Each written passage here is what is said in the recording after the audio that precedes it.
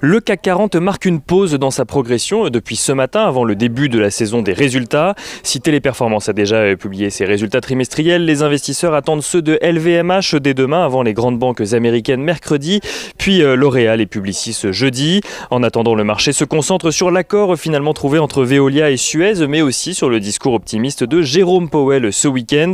Celui-ci a en effet déclaré sur CBS que l'économie américaine se trouve selon lui à un point d'inflexion et que les anticipations de croissance et d'emploi devraient s'améliorer. Si Jérôme Powell a évidemment précisé que la prudence était toujours de mise face au risque pandémique, il loue la stratégie vaccinale et budgétaire du gouvernement Biden.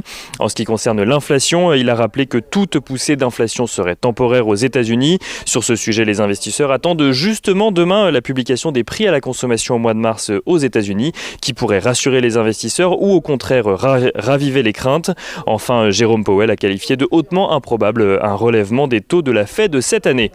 Au-delà de l'inflation aux États-Unis, les investisseurs suivront cette semaine la production industrielle aux États-Unis, toujours donc, mais aussi en zone euro. Ils suivront également l'inflation en zone euro, cette fois-ci publiée vendredi, ou encore la publication du livre beige de la Fed qui sera publié ce mercredi.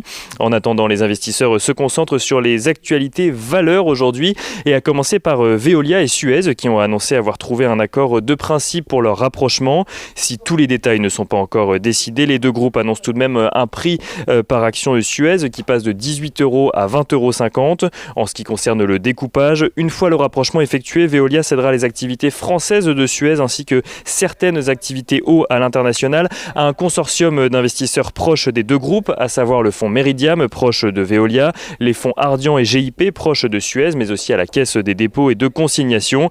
La nouvelle entité devrait avoisiner un chiffre d'affaires de 6,9 milliards d'euros, tandis que le nouveau Veolia, issu de la fusion, devrait peser donc à l'issue de l'opération environ 37 milliards d'euros de chiffre d'affaires.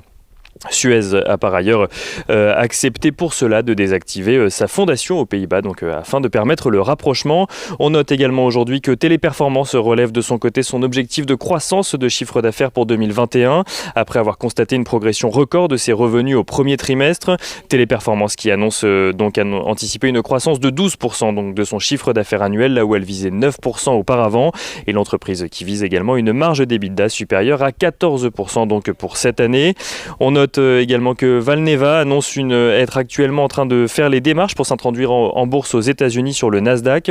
Une introduction qui se ferait sous forme d'American Depository Shares, le dispositif permettant aux entreprises étrangères d'être cotées sur les marchés américains. On note aussi à la mi-journée que Crédit Suisse réfléchirait à plusieurs options en ce qui concerne sa branche gestion d'actifs à la suite des scandales Greensill et Archegos. Selon Reuters, BlackRock ou encore Tikehau Capital pourraient être intéressés. Et enfin, on note que Sanofi annonce investir 400 millions d'euros sur 5 ans dans un site de production de vaccins à Singapour. Une annonce qui intervient à la suite du rachat de Tidal Therapeutics spécialisé dans l'ARN messager. Et on finit ce point de la mi-journée avec un tour du côté des matières premières tout d'abord. Le pétrole qui à la mi-journée est aux alentours des 63 $. L'once d'or qui elle est aux alentours des 1740 $. L'euro-dollar qui progresse légèrement et qui est au niveau de 1,19 $ pour 1 € à la mi-journée. Tandis que le taux à 10 ans aux États-Unis est lui aux alentours des 1,66%.